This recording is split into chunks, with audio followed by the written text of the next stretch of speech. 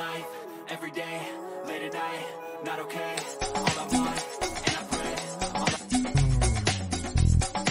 Showbiz Kachika TV. Hello mga kachika!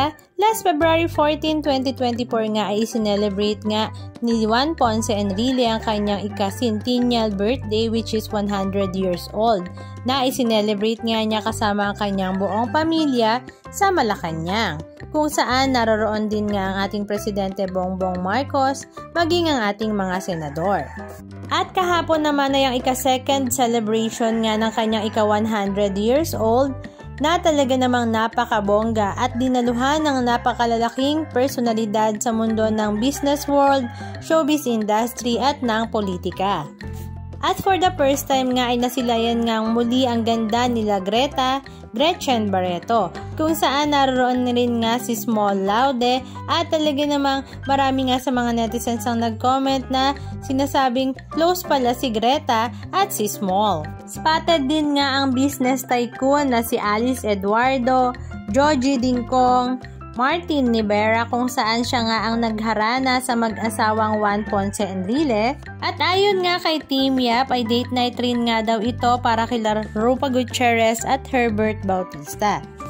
Samantala, marami naman ang nakapansin na bakit nga daw ba laging kabuntot nila Greta si Atong Ang, kung saan naroroon din nga sa birthday celebration ni JPE.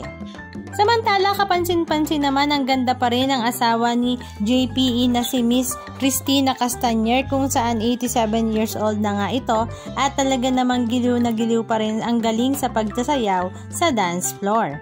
Halika at panoorin natin ng ilan sa mga video clips ganap na kanilang ibinahagi.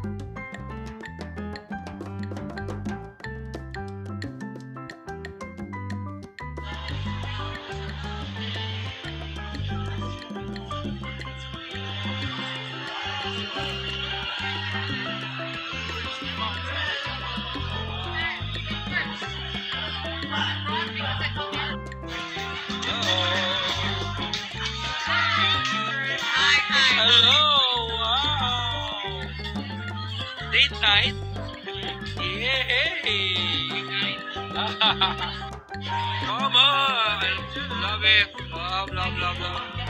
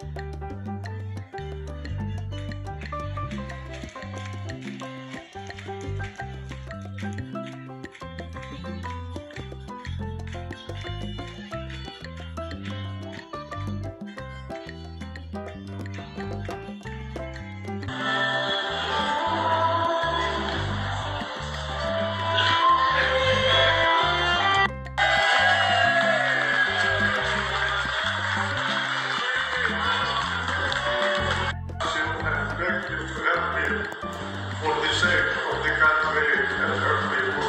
Thank you.